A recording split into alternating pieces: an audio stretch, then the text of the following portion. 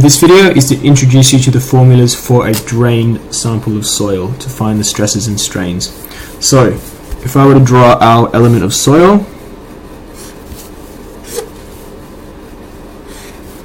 we have, as we know, solid particles, and we're going to have water particles as well.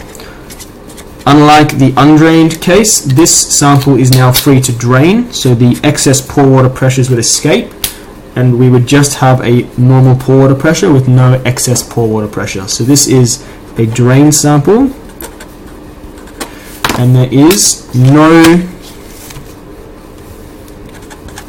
excess pore water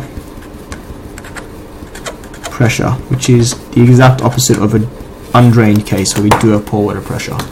So the strain in the x direction, we've actually seen it before. It's the change in the effective stress in the x direction minus the effective Poisson's ratio outside of the effective stress in the y direction plus the effective stress in the z direction all over E dash. The important difference now, though, is that because it's undrained, the change in total stress in that x direction is equal to the change in total stress effective. Because there's no excess pore water pressure, there's no plus change in u term.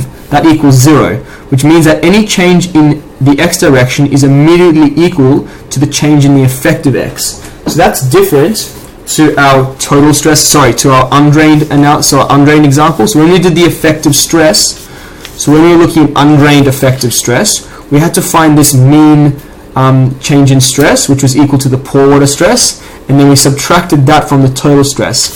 Now it's much simpler. Because it's drained, there is no excess pore water pressure, so the change in x is just equal to the change in the effective stress in the x direction. So drained is actually much easier.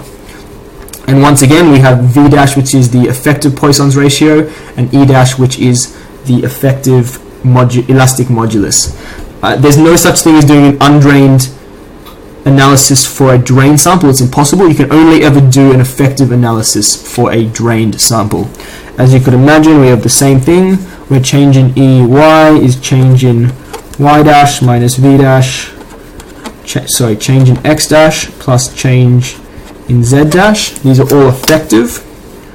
On top of E dash, our change in the Z direction, our strain in the Z direction is the change in the effective Z minus V dash outside of change in the stress effective X direction plus change in the stress effective Y direction, and this is all over E dash.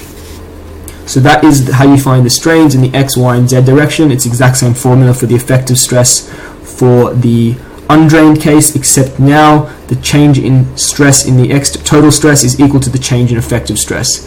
We are also now going to get volumetric strain, so we could say that the change in the strain V, which means the volume strain,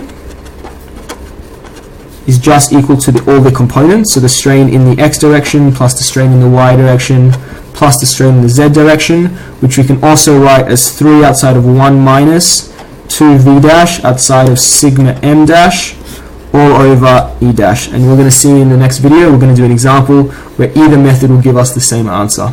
So this is just for the volume strain. Anyway guys, I recommend you watch the next video where we're going to use these formulas to do an example. Hope that helps.